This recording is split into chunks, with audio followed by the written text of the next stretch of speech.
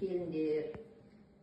Бүгінгі біздің сіздерді жинап отырғандағы мақсатымыз келісті келін тәрбиелеу деген тақырыпта тәрбиелік сағат өтпекшіміз.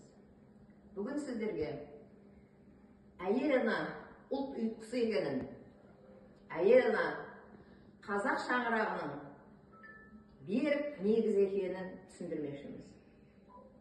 Әйел ана ақылды болса, парасатты болса, білімді болса, ол өзінің шаңырағының, өзінің отбасының тату, ынтымақта, бақытты болған үшін бар күшін салады. Негізгі тәрбие мәселесі ананың мойнында. Қазіргі күнде өкінішке орай аналар қанша қыздарына салт дәстүрмен, әдет-ғұрыппен,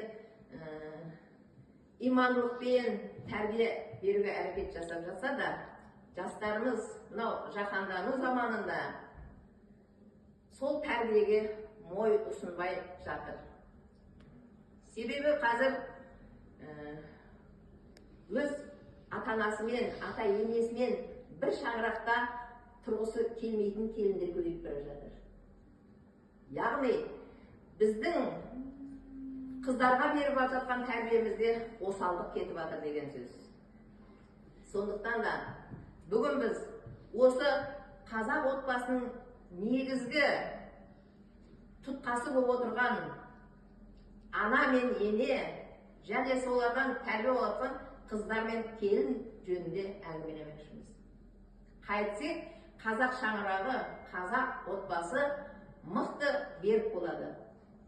Қайткен күнде бақытты отбасы көп болады.